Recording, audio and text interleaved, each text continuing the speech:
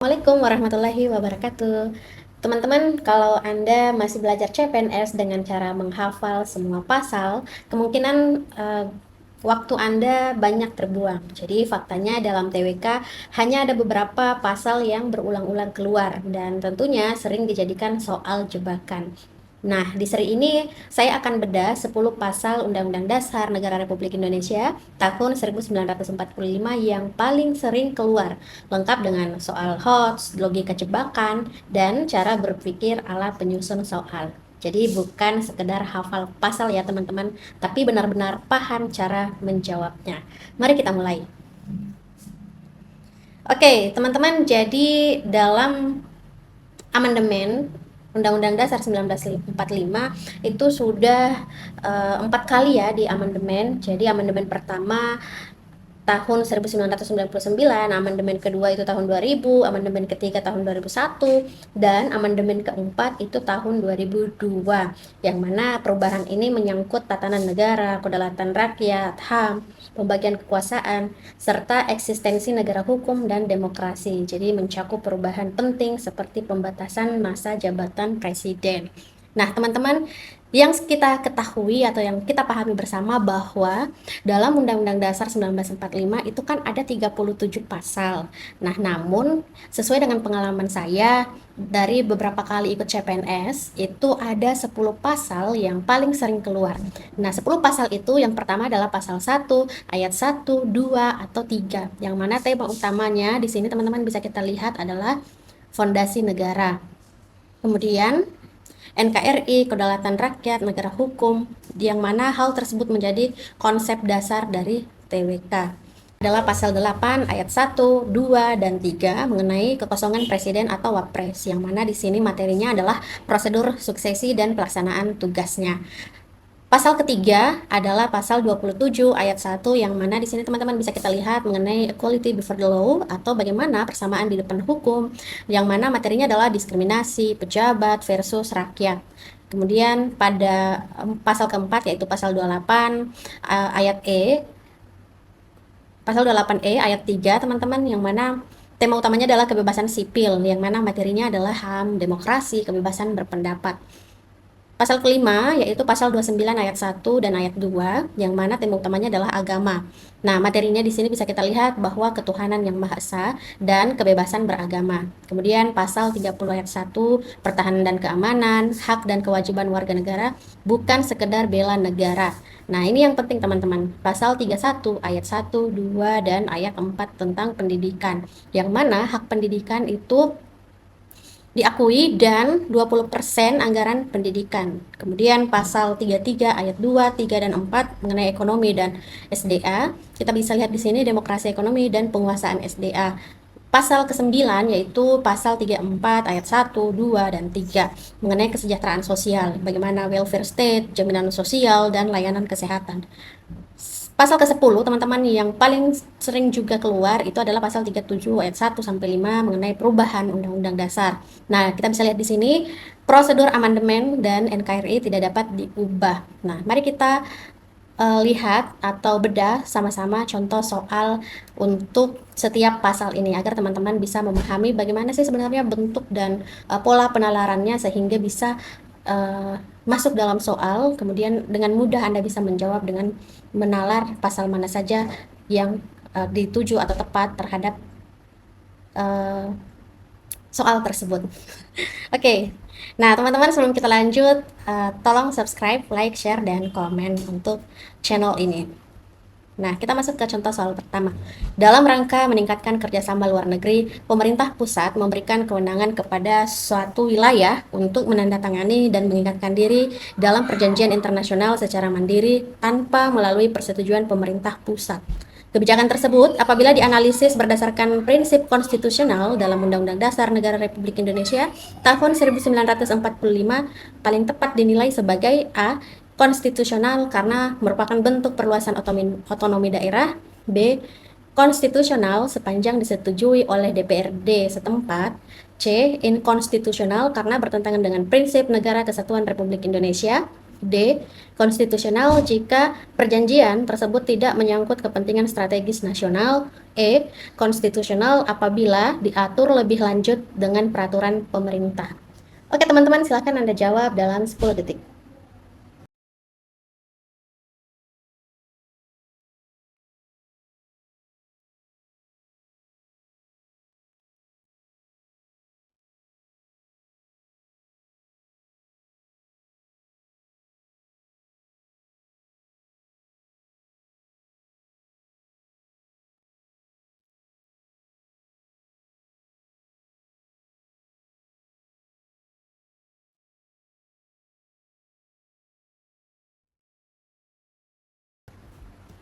Oke, teman-teman, jadi bisa kita lihat di sini dalam rangka meningkatkan kerjasama luar negeri, pemerintah pusat memberikan kewenangan kepada seluruh wilayah untuk menandatangani dan mengikatkan diri dalam perjanjian secara mandiri tanpa melalui persetujuan pemerintah pusat.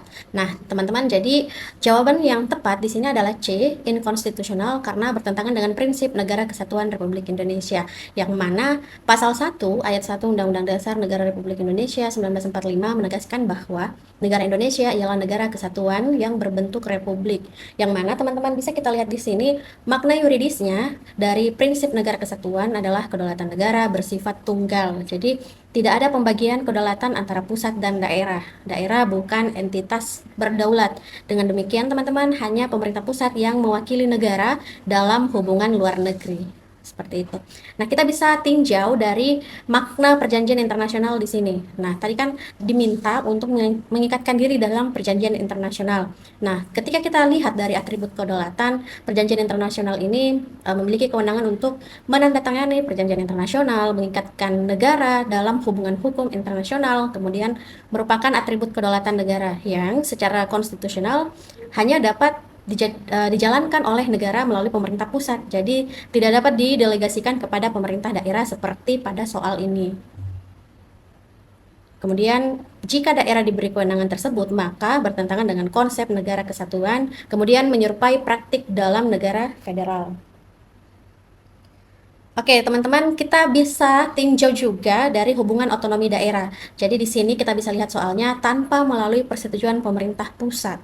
Nah, hubungan otonomi daerah dalam Undang-Undang 1945 itu bersifat administratif dan pemerintah dalam negeri. Jadi bukan kedaulatan ya, teman-teman. Artinya, otonomi daerah ini tidak memiliki kewenangan hubungan luar negeri. Jadi otonomi daerah di sini bukan subjek hukum internasional. Seperti itu, teman-teman. Nah, kita bisa tinjau lagi dari kenapa kemudian jawaban A ini salah. Jadi otonomi daerah itu tidak mencakup kewenangan perjanjian internasional. Kemudian jawaban B itu salah karena DPRD bukan lembaga negara yang memiliki kewenangan kedaulatan di bidang luar negeri. Nah, C ini benar karena memberikan kewenangan perjanjian internasional kepada daerah bertentangan dengan prinsip NKRI.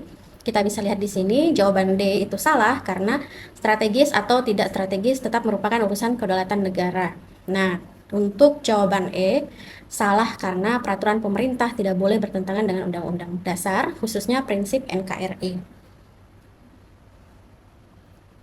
Oke teman-teman, kita lanjut ke soal selanjutnya.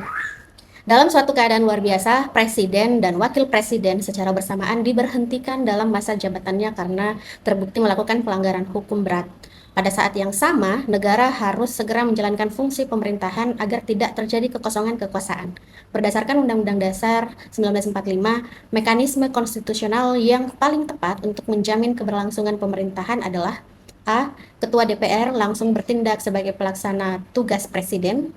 B. Ketua MPR langsung mengambil alih kekuasaan pemerintahan. C. Menteri Luar Negeri, Menteri Dalam Negeri, dan Menteri Pertahanan secara bersama-sama menjadi pelaksana tugas presiden sampai MPR memilih presiden dan wakil presiden. D. Mahkamah Konstitusi menunjuk pelaksana tugas presiden. Atau E. Presiden digantikan oleh pejabat yang ditunjuk langsung oleh partai politik pemenang pemilu. Nah, teman-teman silakan latihan soal dalam 10 detik.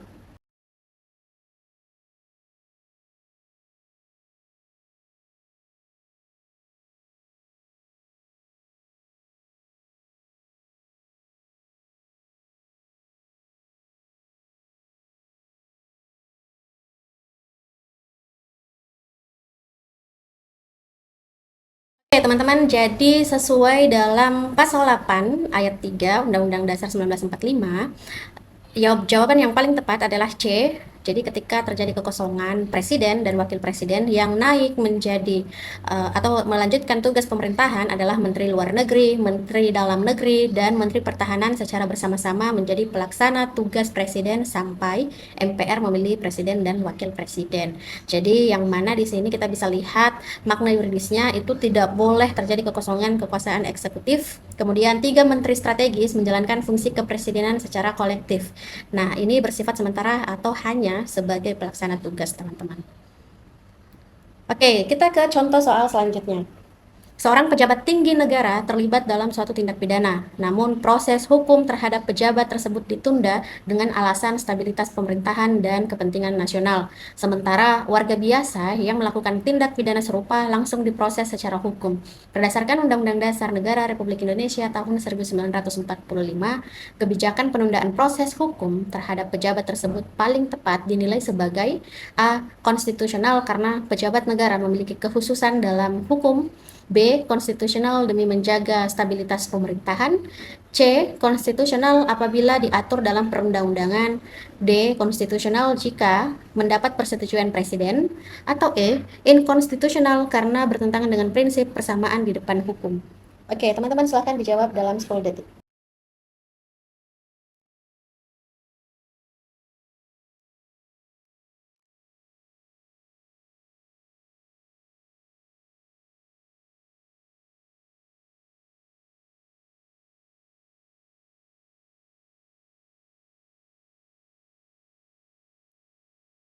Teman, jadi jawaban yang paling tepat adalah inkonstitusional karena bertentangan dengan prinsip persamaan di depan hukum.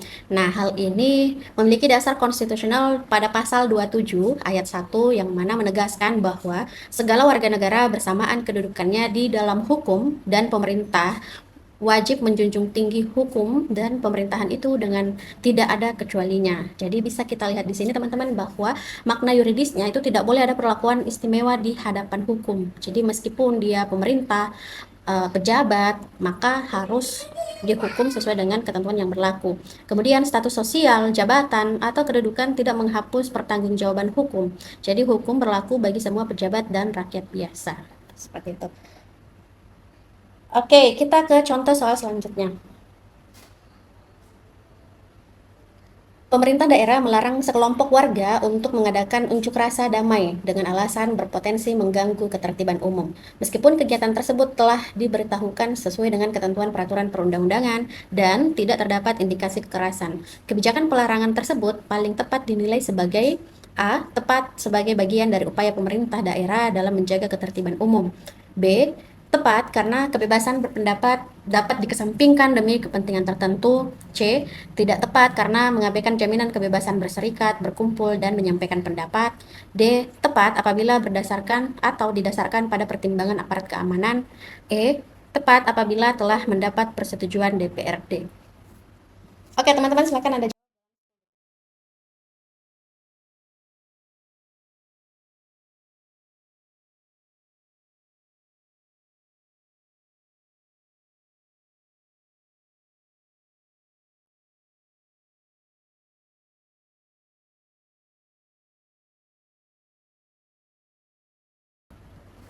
Nah, teman-teman, jika kita lihat di sini bahwa pemerintah daerah ini melarang, maka kita bisa mengkaji kembali dalam dasar konstitusional. Kita bisa ingat kembali dalam pasal 28 menjamin kemerdekaan berserikat, berkumpul, dan mengeluarkan pendapat, yang mana pada pasal 28E ayat 3, setiap orang berhak atas kebebasan berserikat, berkumpul, dan mengeluarkan pendapat.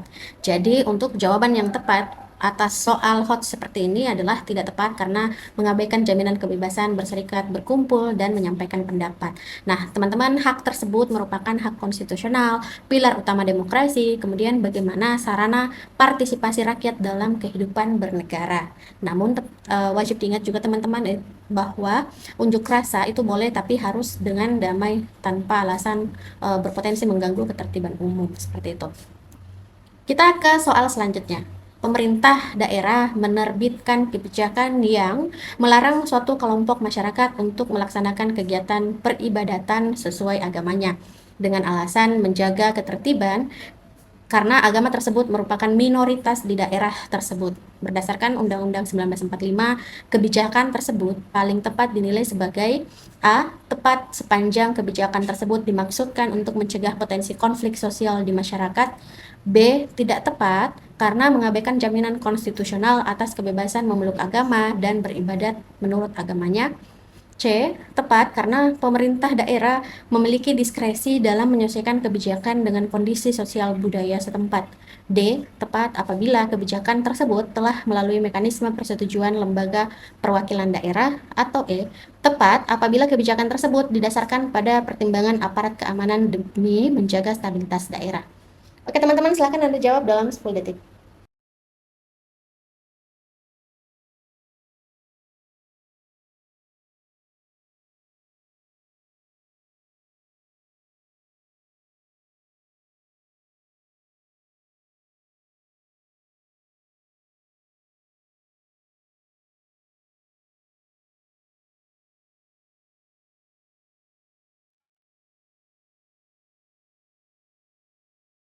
Oke, teman-teman, jadi benar sekali bahwa untuk soal seperti ini kita bisa lihat dalam dasar konstitusionalnya, yaitu pasal 9 ayat 1 tentang negara berdasar atas ketuhanan yang Maha Esa. Kemudian kita bisa lihat juga dalam ayat 2-nya, negara menjamin kemerdekaan tiap-tiap penduduk untuk memeluk agamanya masing-masing dan beribadat menurut agamanya dan kepercayaannya itu. Nah, teman-teman, kita bisa lihat di sini makna yuridisnya, negara wajib menjamin, bukan membatasi kebebasan beragama. Kemudian, jaminan berlaku untuk setiap penduduk termasuk kelompok minoritas. Jadi, ketika ada soal pemerintah daerah menerbitkan kebijakan yang melarang suatu kelompok masyarakat untuk melaksanakan kegiatan peribadatan sesuai agamanya dengan alasan menjaga ketertiban dan karena agama tersebut merupakan minoritas di daerah tersebut, maka jawaban yang tepat adalah tidak tepat karena mengabaikan jaminan konstitusional atas kebebasan memeluk agama dan beribadat menurut keagamanya. Oke teman-teman, kita ke contoh soal selanjutnya. Nah teman-teman, like, komen, dan subscribe. Kita lanjut ke contoh soal selanjutnya. Seorang warga negara menolak untuk ikut serta dalam program yang diselenggarakan pemerintah terkait usaha pertahanan dan keamanan negara dengan alasan bahwa program tersebut hanya diperuntukkan bagi anggota TNI dan Polri.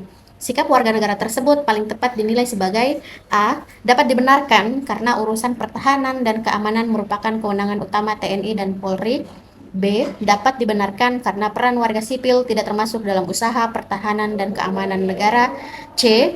Dapat dibenarkan apabila program tersebut tidak ditetapkan sebagai kewajiban oleh pemerintah. D. Tidak dapat dibenarkan karena mengabaikan kewajiban konstitusional warga negara untuk ikut serta dalam usaha pertahanan dan keamanan negara. Atau E. Dapat dibenarkan apabila yang bersangkutan bukan bagian dari aparatur negara. Oke teman-teman, silakan jawab dalam 10 detik.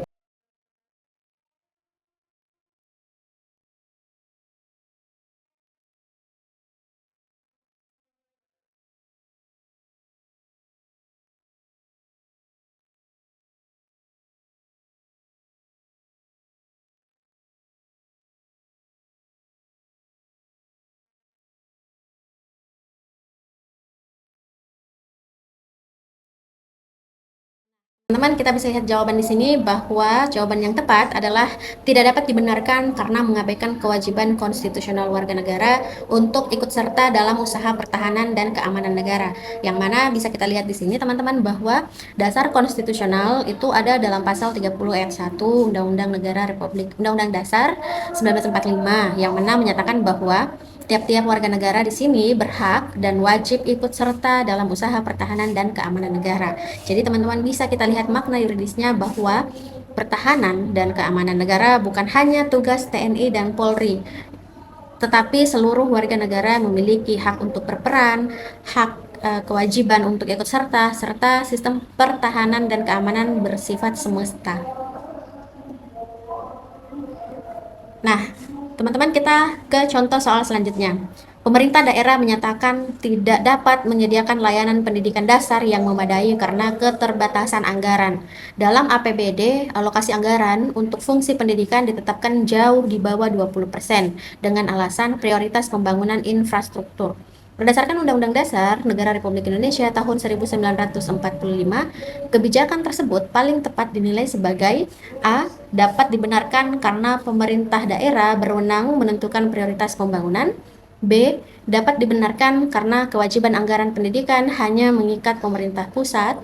C. Tidak dapat dibenarkan karena mengabaikan kewajiban konstitusional negara untuk menjamin hak pendidikan dan mengalokasikan anggaran pendidikan sekurang-kurangnya 20%. D. Dapat dibenarkan apabila kekurangan anggaran disubsidi oleh pihak swasta. Atau D. Dapat dibenarkan apabila keputusan tersebut telah disetujui oleh DPRD. Nah, teman-teman silakan Anda jawab dalam 10 detik.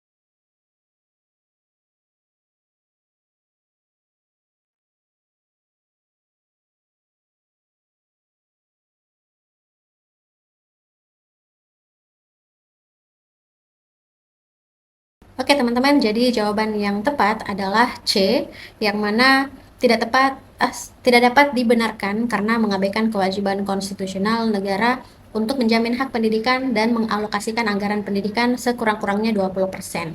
Nah, teman-teman, 20% ini ada dalam Dasar Konstitusional Pasal 31 ayat 4 yang mana di sini berbunyi atau menegaskan bahwa negara memprioritaskan anggaran pendidikan sekurang-kurangnya 20% dari APBN dan APBD untuk memenuhi kebutuhan penyelenggaraan pendidikan nasional. Jadi teman-teman bisa kita pahami bahwa pendidikan adalah hak konstitusional warga negara. Kemudian pemerintah pusat maupun daerah memiliki kewajiban aktif.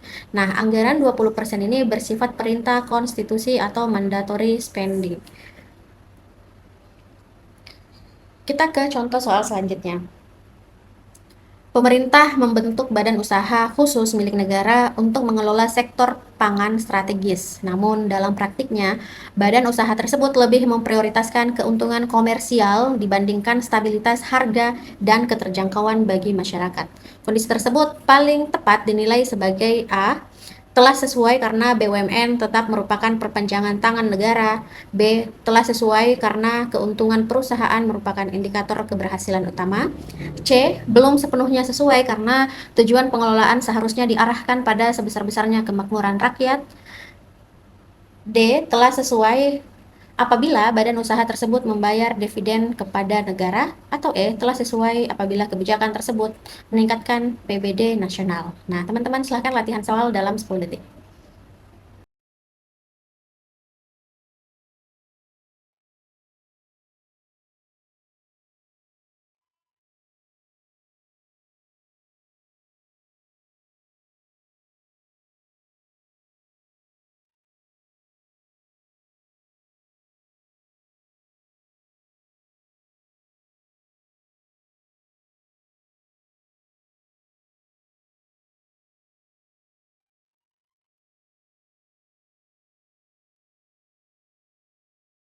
Nah, benar sekali teman-teman bahwa jawaban yang tepat adalah A, belum sepenuhnya sesuai ya, karena tujuan pengelolaan seharusnya diarahkan pada sebesar-besarnya kemakmuran rakyat. Jadi, adapun dasar konstitusionalnya di sini teman-teman bisa kita lihat dalam pasal 33 Undang-Undang Dasar 1945 menegaskan bahwa perekonomian nasional dan pengelolaan cabang produksi strategis harus diarahkan untuk sebesar-besarnya kemakmuran rakyat. Jadi, bisa kita lihat di sini bahwa tujuan utama bukan sekedar keuntungan korporasi, tetapi negara dan BUMN harus mengutamakan keterjangkauan, stabilitas, dan kepentingan untuk masyarakat luas. Kita ke contoh soal selanjutnya. Pemerintah mengurangi secara signifikan anggaran bantuan sosial dan jaminan sosial dengan alasan efisiensi fiskal. Meskipun angka kemiskinan dan jumlah anak terlantar di beberapa daerah masih tinggi. Kebijakan tersebut paling tepat dinilai sebagai A. Telah sesuai karena pemerintah berwenang mengatur kebijakan fiskal secara mandiri. B. Telah sesuai karena efisiensi anggaran merupakan prioritas utama pembangunan. C. Belum sepenuhnya sesuai karena negara memiliki kewajiban konstitusional untuk memelihara fakir miskin dan anak terlantar serta mengembangkan sistem jaminan sosial. D. Telah sesuai apabila pengurangan anggaran tersebut disetujui oleh DPR, atau E. Telah sesuai apabila bantuan sosial digantikan dengan program pemberdayaan swasta. Nah, teman-teman silahkan Anda jawab dalam 10 detik.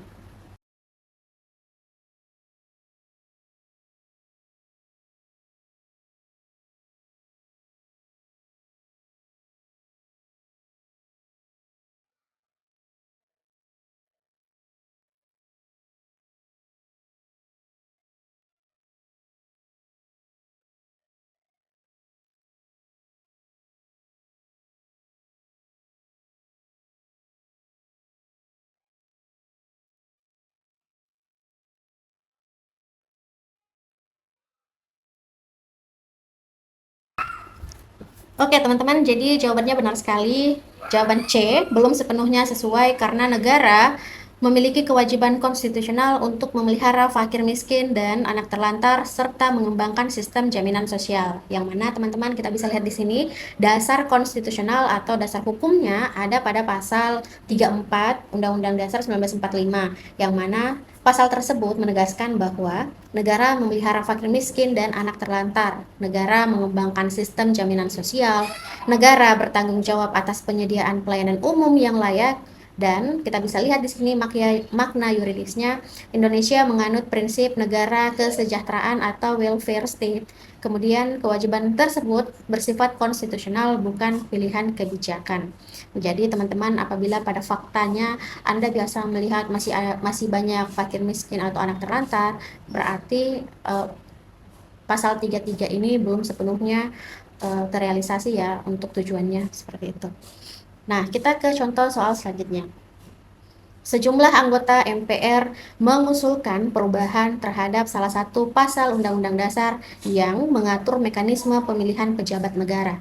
Usulan tersebut diajukan oleh lebih dari sepertiga anggota MPR. Sidang MPR dihadiri oleh lebih dari 2/3 jumlah anggota, dan usulan memperoleh persetujuan lebih dari 50% plus 1 dari seluruh anggota MPR. Materi yang diusulkan tidak menyangkut perubahan bentuk negara kesatuan Republik Indonesia.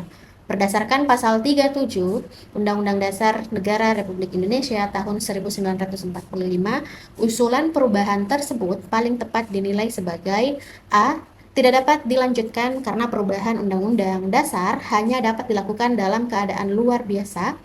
B. Tidak dapat dilanjutkan karena perubahan Undang-Undang Dasar harus mendapat persetujuan Presiden. C. Dapat dilanjutkan karena telah memenuhi persyaratan prosedural perubahan Undang-Undang Dasar dan tidak menyangkut bentuk NKRI. D. Tidak dapat dilanjutkan karena setiap perubahan Undang-Undang Dasar harus melalui referendum. Atau E. Tidak dapat dilanjutkan karena perubahan Undang-Undang Dasar hanya dapat dilakukan satu kali dalam satu masa jabatan MPR. Oke teman-teman, silakan dijawab dalam 10 detik.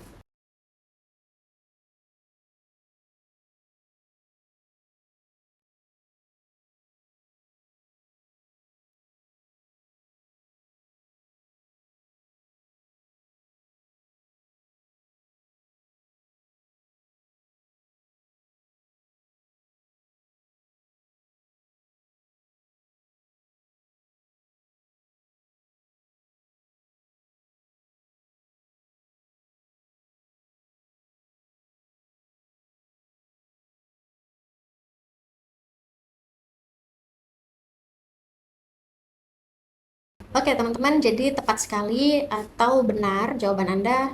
bahwa dalam soal pasal 37 Undang-Undang Dasar 1945 ini bisa kita lihat dapat dilanjutkan karena telah memenuhi persyaratan prosedural perubahan Undang-Undang Dasar dan tidak menyangkut bentuk NKRI. Mengapa? Karena bisa kita lihat di sini untuk dasar konstitusionalnya pasal 37 itu mengatur bahwa perubahan Undang-Undang Dasar dapat dilakukan apabila diusulkan sekurang-kurangnya sepertiga anggota MPR, kemudian sidang dihadiri oleh sekurang-kurangnya 2/3 anggota MPR, disetujui oleh sekurang-kurangnya 50% plus 1 dari seluruh anggota MPR, kemudian tidak menyangkut perubahan bentuk NKRI. Jadi inilah dasar konstitusional ketika ada pasal yang ingin diubah dalam Undang-Undang Dasar Negara Republik Indonesia, teman-teman. Nah, usulan perubahan salah satu pasal Undang-Undang Dasar diajukan oleh sepertiga anggota MPR. Sidang MPR dihadiri oleh 2/3 anggota MPR. Dalam pemungutan suara, usulan tersebut disetujui oleh lebih dari 50% dan 1+1 dari anggota yang hadir. Tetapi belum mencapai 50% plus 1 dari seluruh anggota MPR. Materi perubahan tersebut tidak menyangkut bentuk negara kesatuan Republik Indonesia. Usulan perubahan tersebut paling tepat dinilai sebagai A. Dapat dilanjutkan karena telah disetujui oleh mayoritas anggota yang hadir.